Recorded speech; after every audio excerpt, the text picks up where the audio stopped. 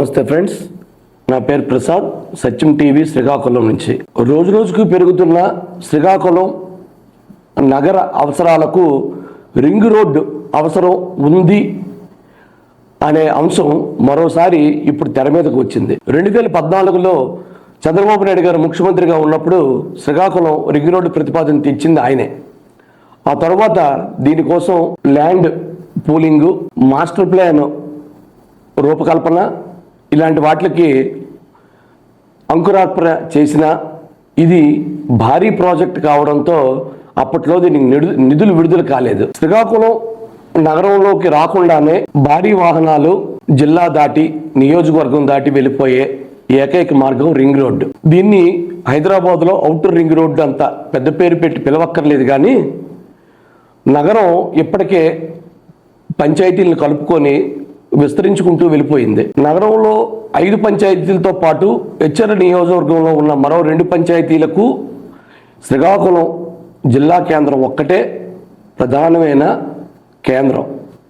So వీరందరూ నగరంలో కలెక్టరేట్కి రావాలన్నా, రిమ్స్ జనరల్ ఆసుపత్రికి రావాలన్నా, ఇంకేదైనా పని మీద నగరం రావాలంటే శ్రీకాకుళంలో ఎప్పుడో వరంగారు హయాంలో వేసిన రోడ్లు తప్ప మధ్య మధ్యలో వెడల్పోయే కొన్ని అలానే ఉన్నాయి తప్ప ప్రత్యామ్నాయ మార్గాలు లేవు. సో ఇప్పుడు నగరం అటు రాగోలు వరకు, ఇటు హెచ్చర్ల వరకు, అటు కెల్లిపాలెం వరకు విస్తరించింది. కాబట్టి వీటన్నిటినీ కలుపుతూ ఒక రింగ్ రోడ్డు ప్రాధాన్యత ఇప్పుడు మళ్ళీ తెర మీదకి వచ్చింది. అయితే రింగ్ రోడ్డును ఎంత మేరకు కుదించి వెయ్యాలి అన్నది ప్రభుత్వం ఆలోచిస్తుంటే ఎంత విస్తీర్ణంలో, ఎంత పరిధిలో, ఎంత రేడియస్లో దీన్ని నిర్మిస్తే బాగుంటుంది అనే ఆలోచనలో ప్రజలు ఉన్నారు. సో ఇప్పుడు సమస్య అంతా దీనికి భూసేకరణే. ఎందుకంటే రింగ్ రోడ్డు ప్రతిపాదించిన మార్గంలో ఎక్కడ ప్రభుత్వానికి సంబంధించిన భూములు పెద్దగా లేవు, అన్నీ రైతుల చేతిలోనే ఉన్నాయి, అన్నీ జరాయితీలే. సో 2013 భూసేకరణ చట్టం ప్రకారం వీరికి నష్టపరిహారం చెల్లించి రోడ్డుకు ఎక్వైర్ చేయడం అంత సులభతరమైన పని కాదు.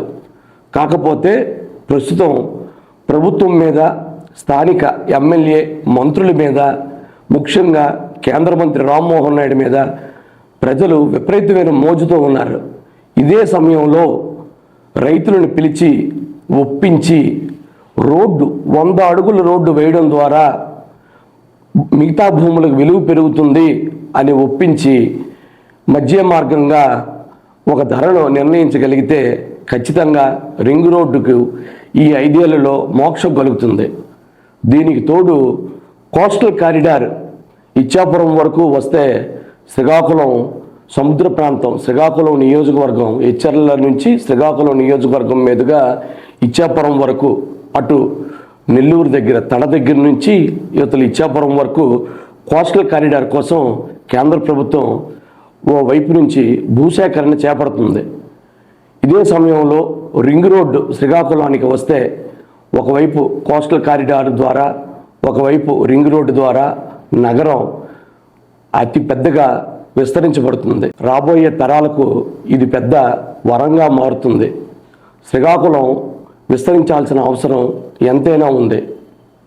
ప్రజల అవసరాలకు అనుగుణంగా రోడ్లు వెడల్పు ఎంత చేసినా సరిపోవడం లేదు.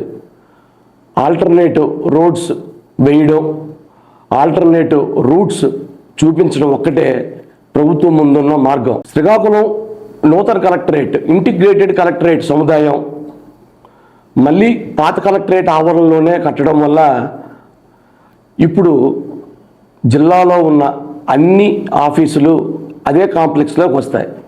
ఇప్పుడు అందులో ఏ డిపార్ట్మెంట్లో పని ఉన్నా కూడా నగరం మధ్య నుంచి ప్రయాణించాల్సిందే.